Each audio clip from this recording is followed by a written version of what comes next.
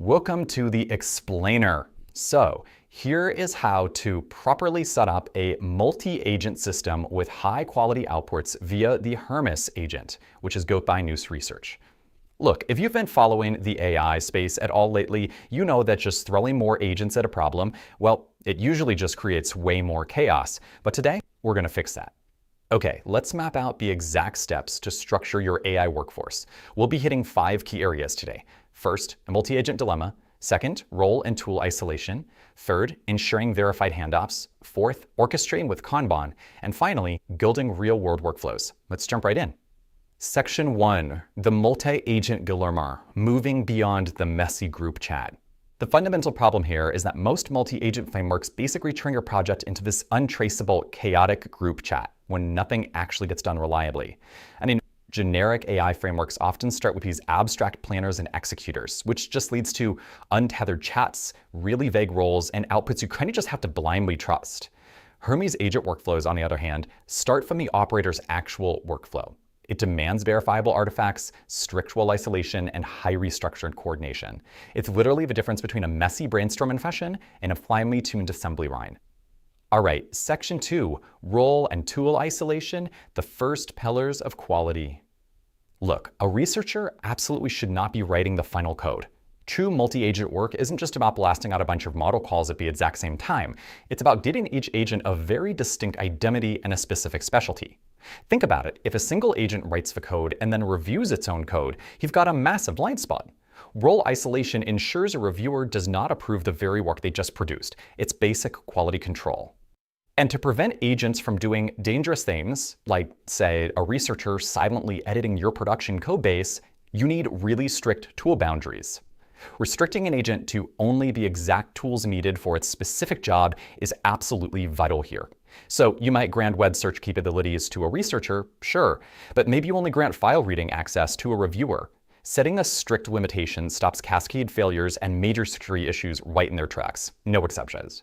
So before you just blindly add more agents to a task because it sounds cool, run through this rapid-fire checklist. It'll ensure your system is actually ready to scale. 1. Is there a clear artifact for every single worker? 2. Can the orchestrator actually verify each artifact? 3.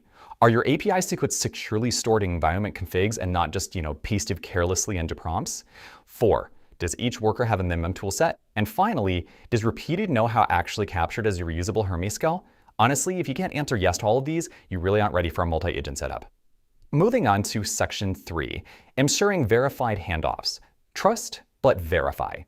Let's completely shift our focus from relying on an AI's vibes to demanding hard proof. In a perfect verified handoff, here's how it goes down. First, the orchestrator writes a highly specific brief loaded with constraints and forbidden actions. Second, the specialist agent does its bounded work. Third, and this is the absolute key here, the artifact is returned with exact handles. We're talking concrete paths, test names, or source links. And finally, the orchestrator actually checks it. It physically reads the file or reruns the test. Because the biggest mistake you can possibly make in multi-agent systems is trusting the worker's self-report. Always verify the artifact. Never let an agent just say, oh, uploaded successfully, or yeah, code looks good. No way. Force it to provide the link or the diff and make the orchestrator verify it before pinning you. You absolutely must demand evidence. Which brings us to section 4, orchestrating with Kanban, the peer-to-peer task bus. I really want you to ask yourself right now, how much time do you currently waste just copying and pasting text between different AI windows? Seriously, how do we orchestrate multiple AI agents without constantly babysitting them?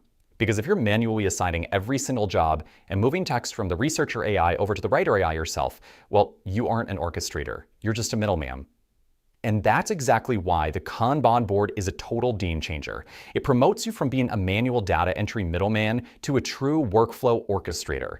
Hermes removes the middleman problem entirely. You should not be spending your precious time copying tasks around. Instead, your role shifts to setting the high-level goals, improving the agent profiles, and just reviewing the final outcome. Let the system do the heavy lifting. So how does it actually work under the hood?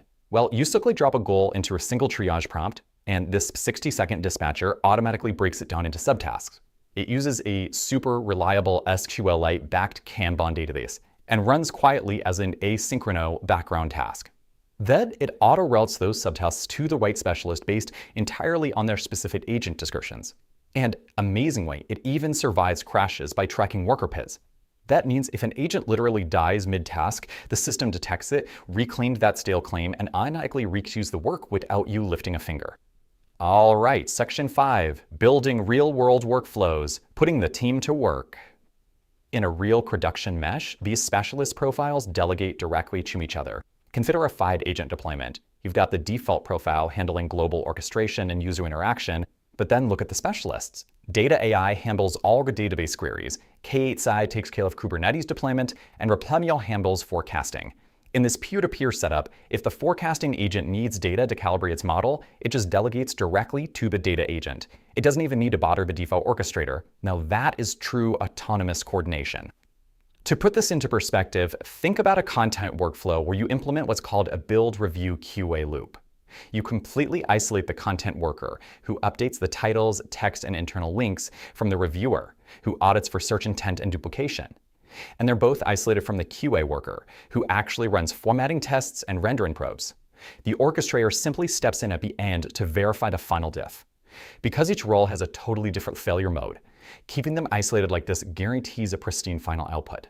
Now, even the best teams drop the ball sometimes, right? But Hermes handles failure beautifully with a 3-level escalation process to recover crashed tasks automatically. If an agent gets stuck, first it tries a simple retry, the exact same agent trying the exact same task again. If that fails, it escalates to replan, where a meta agent actually rewrites the task instructions based on why it failed. And if it still fails, it uses decompose, breaking the failed task down into smaller, much easier pieces. It's an incredibly resilient workflow. The big takeaway here is that by perfecting your initial triage prompts and agent descriptions just once, you're creating a system that executes flawlessly every single time. These triage prompts and templates literally turn random AI chats into rock-solid, reusable automation systems. You aren't just chatting anymore. You're building a highly valuable operational asset that compounds in value the more you refine it. So I'll leave you with this provocative thought.